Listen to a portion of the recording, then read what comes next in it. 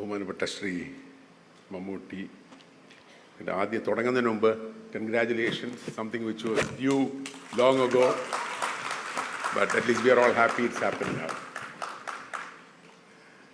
Shri John Brittas, Kairali TV directors, വേദിയിലും സദസ്സിലിരിക്കുന്ന ബഹുമാന്യരെ, ഞാൻ എല്ലാ വർഷവും പറയുന്ന കാര്യം റിപ്പീറ്റ് ചെയ്യാൻ പോവാം. ഈ അവാർഡ്സിൽ ഈ ഇരിക്കുന്ന ആരെങ്കിലോ കൈരളിയുടെ ഏതെങ്കിലും ഒരു സ്റ്റാഫിനോ യാതൊരു പങ്കുമില്ല.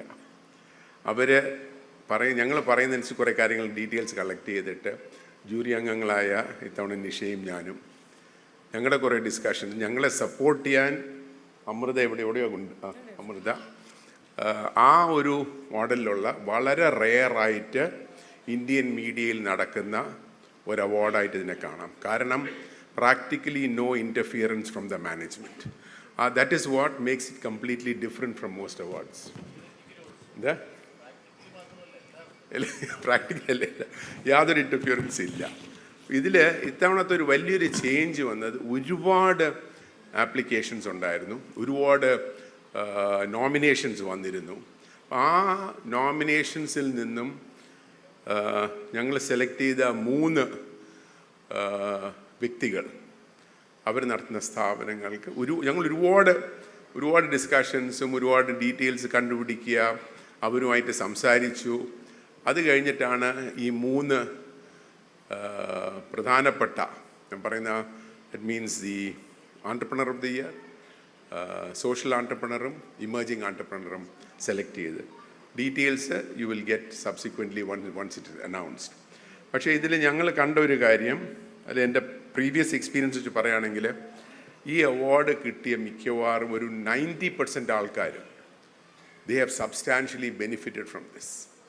അവരുടെ growth has been tremendous after this.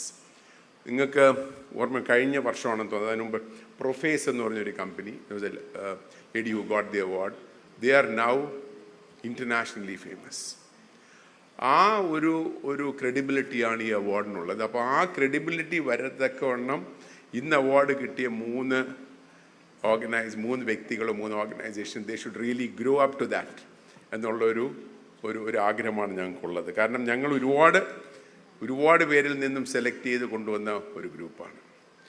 രണ്ടാമത്തെ ഒരു കാര്യം, ഇതിൽ ഞങ്ങൾ കുറേ ആൾക്കാരെ സെലക്ട് ചെയ്തതിൽ ഒരുപാട് ഞങ്ങളെ ഹെൽപ്പ് ചെയ്ത് സ്റ്റാർട്ടപ്പ് മിഷൻ, KSIDC, പിന്നെ കൈരളിയുടെ വന്ന അനൗൺസ്മെൻറ്റ്സ്, അതിൽ നിന്നും വന്ന ആ നോമിനേഷൻസ് നിന്നുമാണ് ഞങ്ങൾ ഷോർട്ട് ലിസ്റ്റ് ചെയ്തിലേക്ക് പോയത്.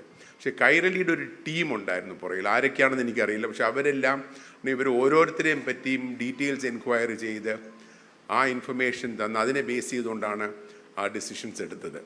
ആ ഡിസിഷൻസിൽ ആ വർക്ക് ചെയ്തൊരു ടീമിന് ഞാൻ നന്ദി പറയുന്നു. കാരണം അവരുടെ ആ ഫീഡ്ബാക്ക് ഇല്ലെങ്കിൽ ഞങ്ങൾക്ക് ഈ ഒരു ഡിസിഷനിൽ ഇത്ര എളുപ്പം എത്താൻ സാധിക്കില്ലായിരുന്നു. മറ്റൊരു കാര്യം, ഞാൻ നേരത്തെ പറഞ്ഞ പോലെ Amrita's help has been tremendous. കാരണം the way the information was collated, ഞങ്ങൾക്ക് പ്രസൻറ്റ് ചെയ്ത് തന്ന രീതി was all something which made it much easier. I would just say, wish all the 3 winners all the best. You must grow substantially higher. You must at least, when I say substantial, I'm talking about exponential growth. There is somebody with a 3 crore turnover. 2-3 years from now, I should see you at 30 crores. Okay? There's somebody who's done a lot of social work. I would like to see the impact that you do on the social work to be much, much higher than what you are doing today. Seen somebody who's doing something very, very unique, and they will talk about it later on. I would say that which already has a US patent, Indian patent, should actually become world changing in the field that you are working in. Thank you very much, Khairali TV, for giving me and Nisha the opportunity to be part of the jury, and I just wish everyone all the best. Thank you very much.